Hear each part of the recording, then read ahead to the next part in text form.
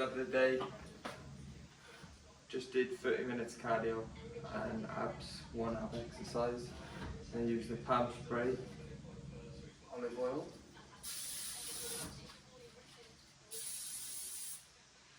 This meal I would say is probably like a typical meal that I would have most days, provided I've got the stuff in the house.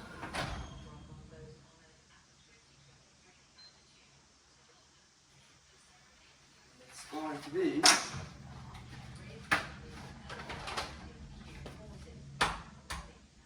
two whole eggs. Shit.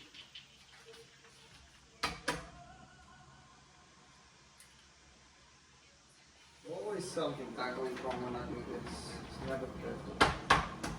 So 2 whole eggs and then 2 egg whites. Just gonna separate the yolk out like so.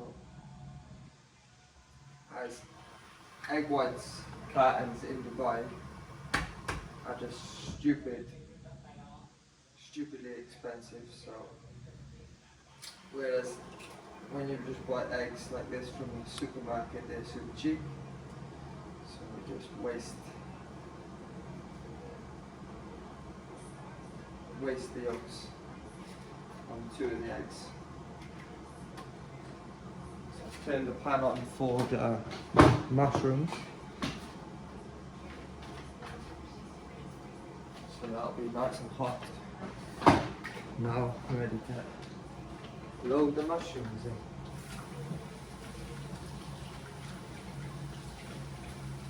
One thing I'll say, guys, when dieting, you need to make sure like that you do things that are convenient, like, and time effective. If your meals are taking ages to cook and they're difficult to make, it's gonna just be a nightmare for you. So like, common trend with most of my meals, they're super easy to cook and to make. Because otherwise, if it's difficult, you're not gonna want to do it for a long period of time. You're not gonna stick on your diet. Whereas if your systems that you got in place, then how you cook food, how you do everything is really easy, then it's more a chance of you doing it and sticking to it. It's just gonna make your life easier, guys, ultimately. And that's what it's about. You want your dieting phase to be as easy as possible, both from a time effective standpoint and physical and mental standpoint as well, you know? Because dieting is not super difficult, dieting, but it's a long road, you know, it's a long process.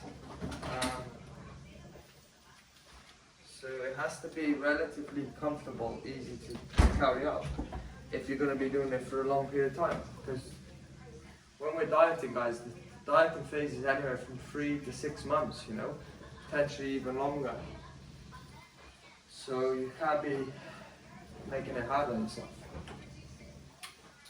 So I've had 1 coffee this morning already, so my next drink is going to be green tea, and then I'll have a pre-workout before the gym later. So today I've got 1 client at 11:30, and that's pretty much it, guys. Not that busy today, but I'm gonna be doing some stuff, editing videos for YouTube, Instagram, putting out some content, just the usual stuff.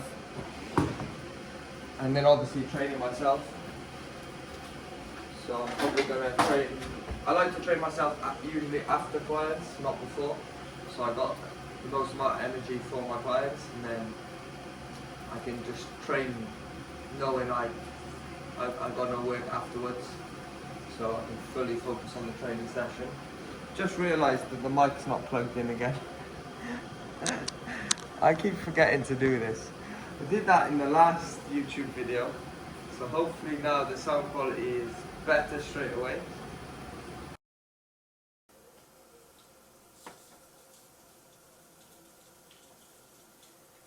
Now the mic should be on. I've got to say, I'm really impressed by the microphone, the quality of it. It does make a lot of difference to like the videos and the content I create. I was skeptical at first, thinking, is it worth it? Do you need a mic? And a few people online said that you need a mic and stuff like this. But I was not sure. But I would say you probably need a mic more than you need a camera. Because like I'm filming on my iPhone 11 Pro Max now, and I mean the quality is pretty good. You go on a wide angle lens, it's not bad, you know.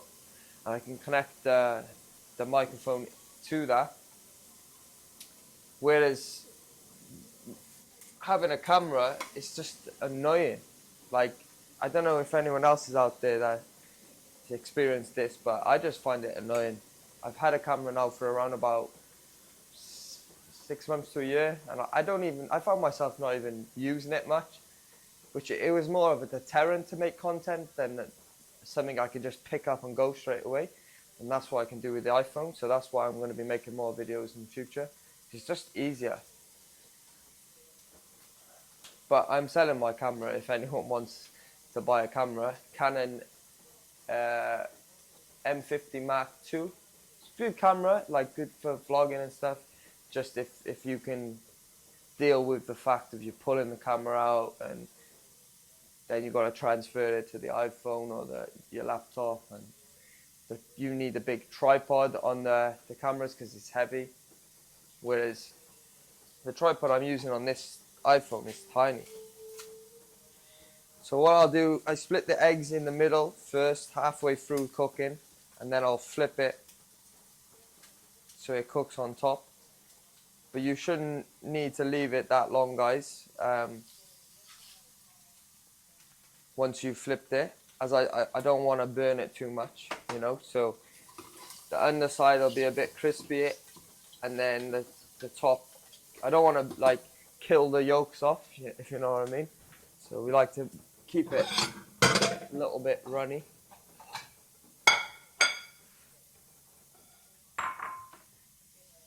And the mushrooms, I like them a bit more on the burnt side, a bit more brown. So I cooked chicken up yesterday, did 5 meals of 195 grams. So had 2 yesterday, and I got 3 left in the fridge. So probably that'll be 3 of my meals today. And I mean, I don't know the maths on that, but that's a good amount of protein, low calories, that I'm going to be having today. So that's it, guys. The eggs are done. Mushrooms are also done. I throw them on top. And that's meal 1, guys. Like, look how simple that was, you know, not difficult. Easy to make.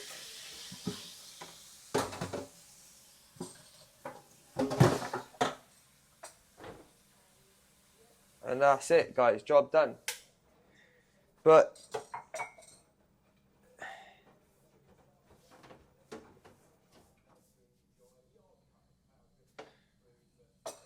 I feel like oftentimes people, when they say they struggle to stay on a diet, they struggle to meal prep, let's be honest, it doesn't take a massive amount of effort.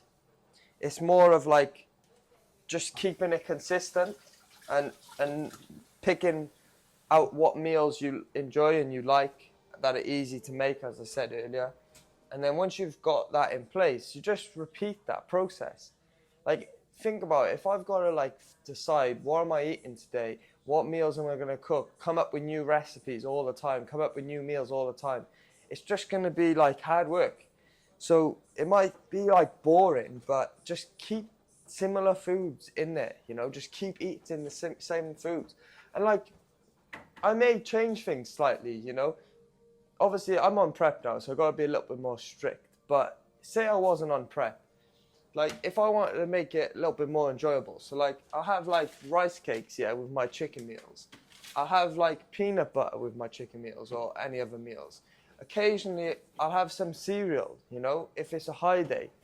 Like that's making it interesting. I might put some honey on something sometimes, you know. Like I said, I'm on prep now, but if you even if you're just not on prep, you're trying to stay in shape, all this stuff works. Like I put this garlic pepper seasoning on my chicken. It makes it taste really good. No calories in it.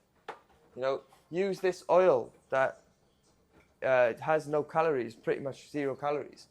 And then occasionally I'll actually do olive oil with my eggs, which makes things a little bit more tastier. You know how it cooks, but it adds some healthy fats in the diet. And then like baked beans, you know, have that sometimes. Good protein source. Yeah, it's got higher calorie sugar and stuff, but just keeps things interesting, guys. And that's what you need to do when you're on a diet. So pink Himalayan salt now. I tend to salt like my meals, maybe meal 1 or 2 before pre-workout, and then after workout I don't salt any of my meals. That's just how I do things, guys.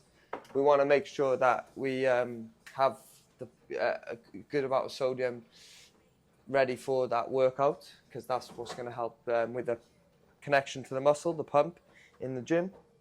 Super important. And what I've started doing, I went through phases. I took this out of my diet, and I had that for a while, but I've started putting it back in it again now. And I literally just sprinkle. I don't track this, but it's probably about 10 grams serving. Not much calories, but it really makes that meal taste a lot nicer. So, and the next meal, guys, is just going to be simple again. Just going to be oats, oats whey. Sometimes I'll have dark chocolate with it. Sometimes I'll have blueberries. Sometimes I'll just have oats and whey. And the quantity of the oats may change depending on what I'm trying to do for that day. If I want to dig a little bit more on the calorie deficit, or if I want to fill out more, I'll just increase the oats. And it's pretty simple as that, you know. But for today, I'm actually not going to make the oats now. I'm going to maybe eat this first, wait for a bit, and see what I want to do for the next meal, guys. And that's pretty much it. So I'm going to eat this now, and I'll catch you in the next clip.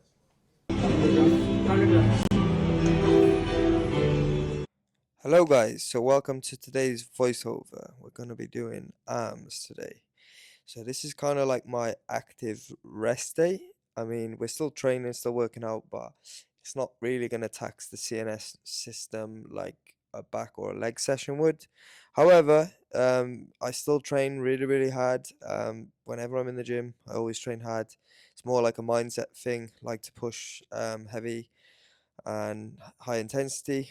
Because yeah, that's just the way we've always trained, guys. So why change it? So started off here with some dips. I'm kind of just letting my body fall to the floor, touching with my feet slightly, and then resetting, going back in. Felt actually really good. Heavy enough. We don't need to add a weight. I think second exercise here went for dumbbell incline curls. I really like this exercise. It hits kind of the bottom end to mid range of the movement.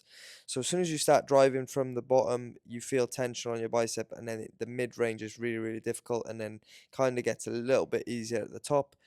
But yeah, I just like this setup really well. Feel like kind of a really good connection. And then we're just going close to failure, guys, on the reps as well. Most of my exercises, most of the way I train, we go close to failure. It might not be exactly failure. There might be one rep left in there, but it's close enough. As soon as I start feeling like different parts of my body's taking over on the reps, and I feel like it's enough work on the fatigue of the muscle, then I just cut the set short. Next, then we went with a little bit of a higher incline. What I like to do on this one is I bring the dumbbells closer together. Just gonna hit the biceps a little bit different. Don't really know what I'm doing here. I'm just resting, ready to go in the set. So yeah, the exercise before, like I said, we're going a little bit wider out to the side. Here now, as you can see, we're bringing the dumbbells. I don't touch them because I like a bit of freedom in the wrist, but I tried to get them close to touching.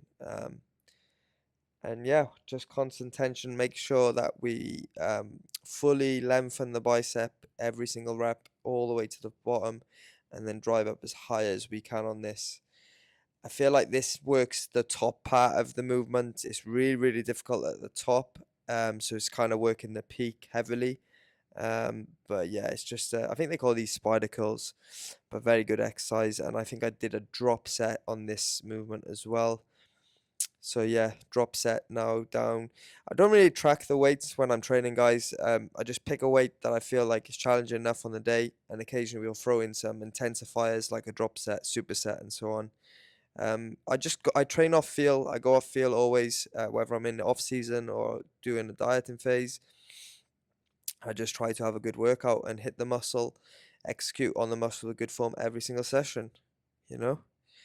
And that's what it's about, guys. There's many ways of hitting the muscle, many ways of training. Just gotta find what works for yourself. And just make sure you train hard. Try and push the limits, go close to failure on most movements.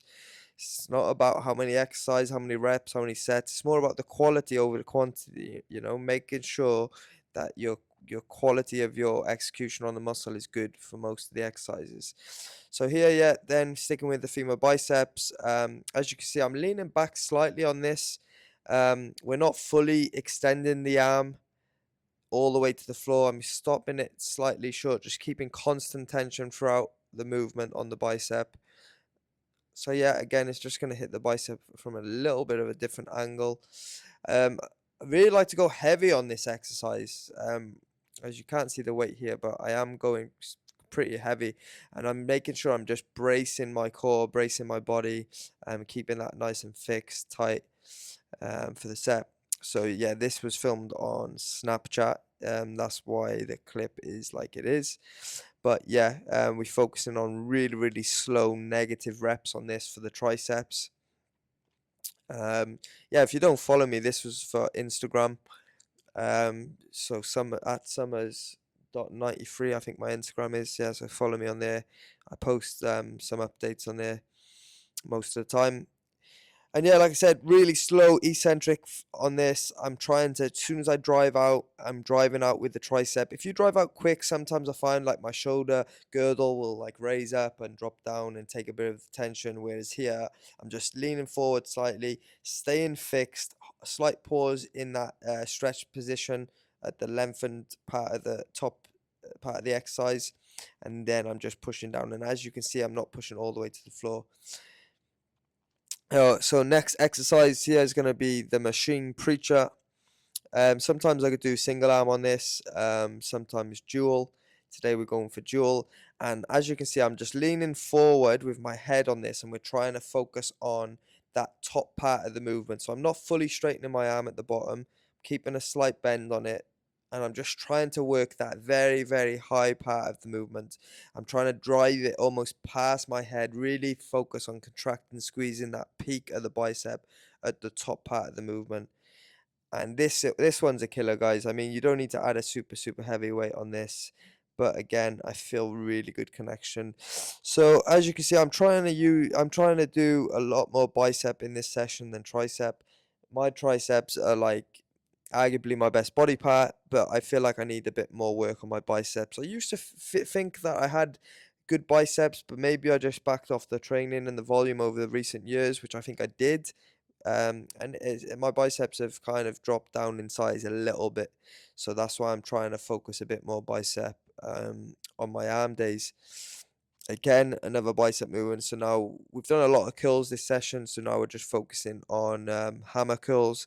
I'm leaning back on this one, guys, really trying to squeeze that muscle on the outside of my arm. There's a really small muscle that's gonna push against the peak, um, making you have illusion of a bigger arm, and definitely a thicker arm from the side. Don't only focus on the peak, guys. Make sure you're doing hammer curls on your arm days as well. And yeah, I think this is the last exercise, and then I did a little bit of posing afterwards. And as you're probably going to see from the posing clip, that my injury is really noticeable. But I don't care. It is what it is. We're going to bring the condition to Worlds. I'm just kind of going to Worlds to see how much muscle I need to be really competitive on a pro stage, and I want to stand up next to these guys on the biggest show possible. And yeah, just enjoy the process, enjoy the trip, and yeah, see how much muscle, how far away we are or how close we are, and that's it. Just got back from the gym, guys. Had 4 rice cakes and a chicken meal, 196 grams of chicken. Yeah, just gonna chill for a bit now. Probably go and do some steps, go out in the sun for a bit, and that should be pretty much the day done. And then a meal later. It's not going to be anything interesting. It's just going to be the same, probably chicken again. Yeah, that's it. I'm going to leave the video here, guys. See you in the next one.